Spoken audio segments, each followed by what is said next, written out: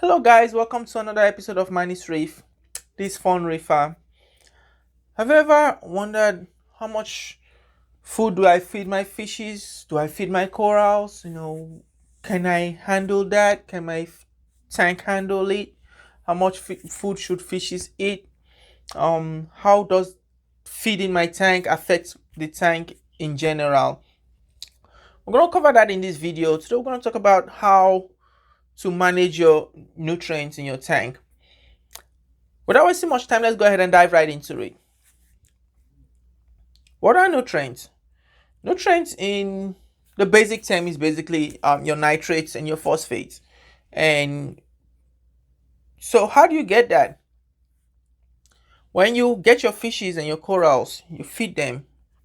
So when you feed them, they poop. The more you feed your fishes, the more they poop. So when they poop, the poop changes form. It goes from the solid form that it is, and then it starts to change into different gaseous forms. Changes into nitrite, ammonia, nitrate. You start to have your phosphate buildup. The food itself that you feed the tank also have some level of nitrate and phosphate in it, and this is what they generally in the layman term call nutrient. It gets deeper than that, but this is like the most basic, and this is the most important nutrient of all: nitrate and phosphate. So in the wild, in the ocean, your nitrate can range from between 0.5 all the way to 2.5. um your phosphate can go from between, usually sits around 0.07. So when you put these animals in your tank, you want to give them an environment that's close to the ocean's environment. That being said, you want to monitor the way you feed, because you don't want your phosphate and your nitrates, which is your nutrient level, to go skyrocketing up, because then you start running into issues like algae and just issues upon issues. At the same time too, you don't want to keep your nutrient levels low, because that's how the corals feed. Your corals feed off of nitrate and phosphate. And phosphate actually helps the corals grow. Phosphate is one of the elements that bond to their skeleton, and that helps the corals build their skeletons. So phosphate is very important in your water. So is nitrate, but too much of it becomes toxic. All right. Think about it like us, like humans. If there's only so much amount of air molecules in a little area of space that we can breathe. If you have access to too less of that air, you could choke, right? If you put in a place that has more than the air, the amount of atom of air that you can breathe at a time, you could also choke, right? Because our lung can only accept so much. And the same way with the elements in the ocean. That being said, you want to keep your nitrate level around, anything less than 0.25 is good if you can. For your nitrate. Your phosphate, you want to keep it less than 0.1, 0.12 if you can.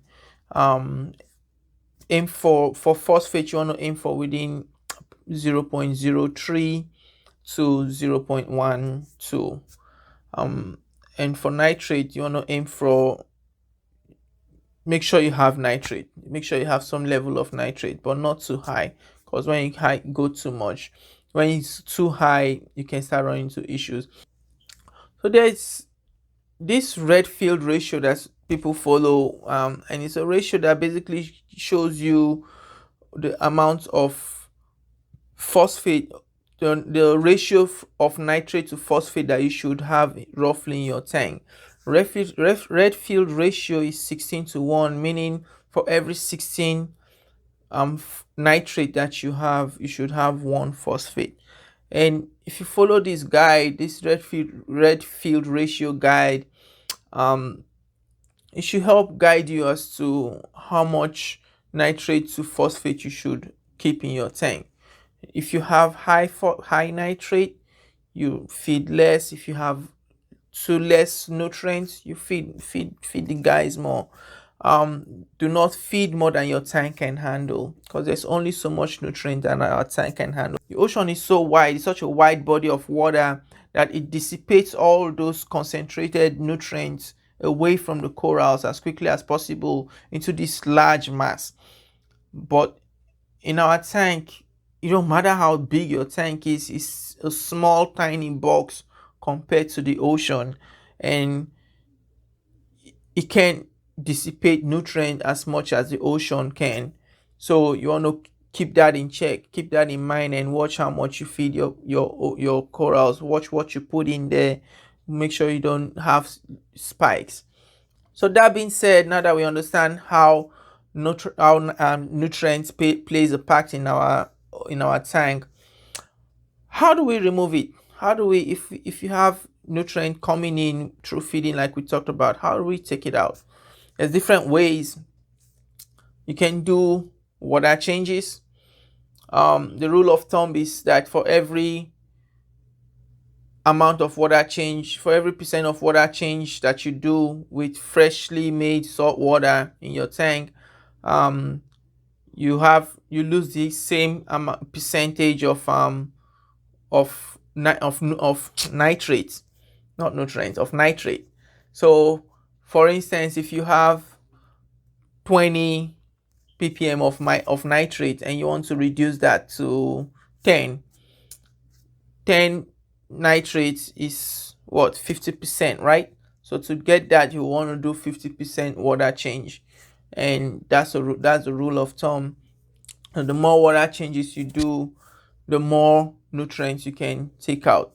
Now, it's not really advisable to do 100% water change, or else you really have to, because you don't want to lose all the good bacteria that you have, right? Another way is through the use of different filtration.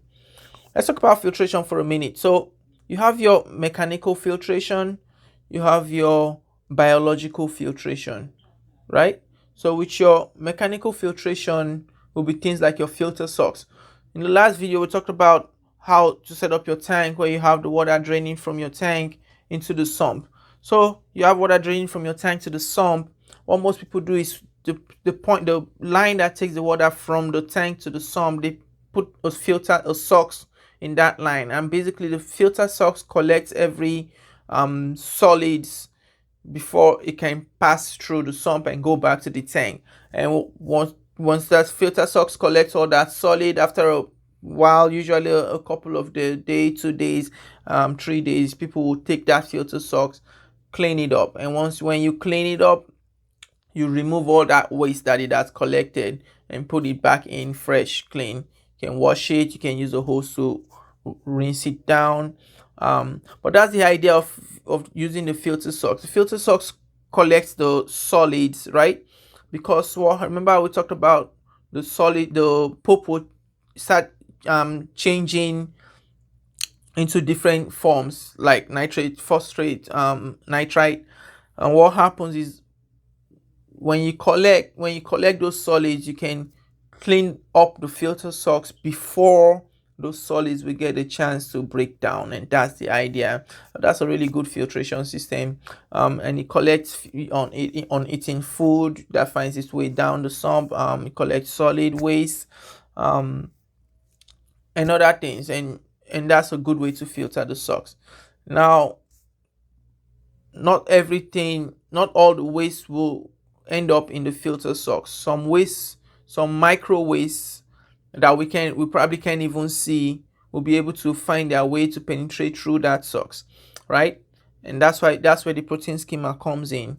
The protein skimmers are used to collect organic waste, and how it does this is it creates lots of bubbles, right? And then the bubbles catches all the organic waste and pushes them up on the skimmer, and with the bubbles rising, it kind of like fall into a filter cup or the skimmer cup, and then you take that and you toss it, right? And that's how the protein skimmer takes that. So those are mechanical filtration. Now we have biological filtration. Biological filtration is basically what happens in the ocean. The ocean doesn't have filter socks. The whole ocean doesn't have skimmer, right? But what the ocean has is macrobacteria, right? And these bacteria, what they do is they literally physically feast on nitrate and on phosphate. They feast on the nutrient. So you have your biological filtration. So these bacteria, they live on like your rock walk. They live in like little crevices, little small, tiny little holes in your rock walk, on your sandbed, and they'll physically feast on the nutrients. In the ocean, you have like vast mass of rocks. So there's so many spots for bacteria to live in the ocean.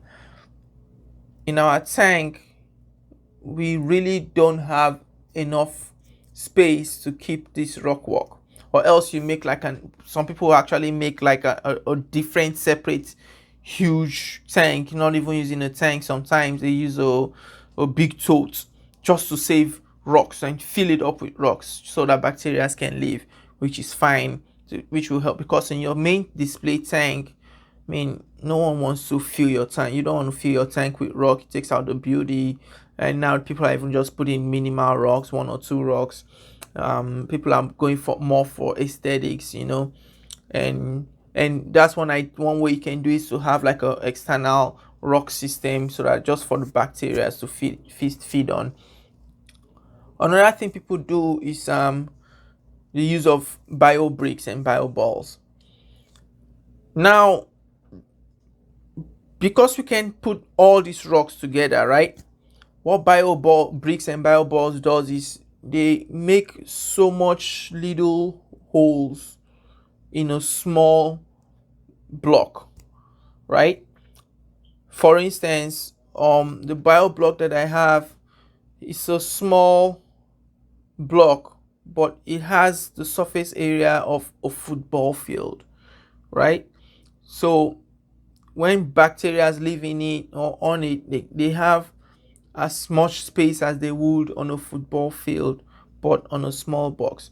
You can't put the amount of rock that can have a surface area of a football. You can't put a football field in your tank. That's the point. That's why people use bio blocks.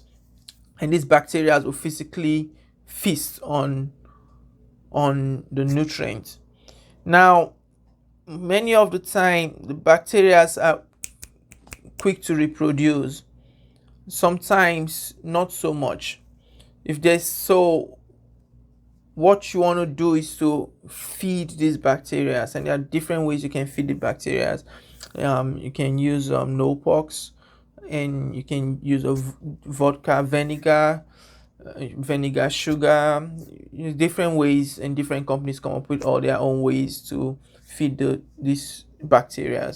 Well, feeding these bacteria as well, so we help them multiply faster, so they can continue to feast on your nutrient level, and your protein skimmer can help take out the waste that they leave behind. So these are the ways that you import and export nutrients from your tank. Remember, when you feed your fishes and feed your corals, you want to keep an eye on your nutrient level, because you don't want to overfeed them, you don't want to underfeed them either. Feed just enough that your tank can handle.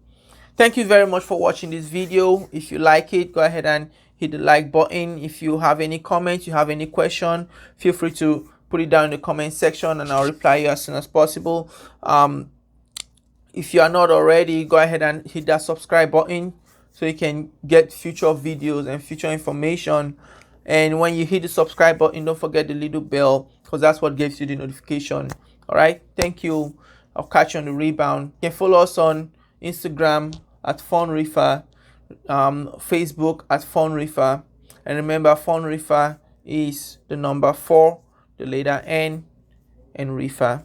Have a good one and stay blessed.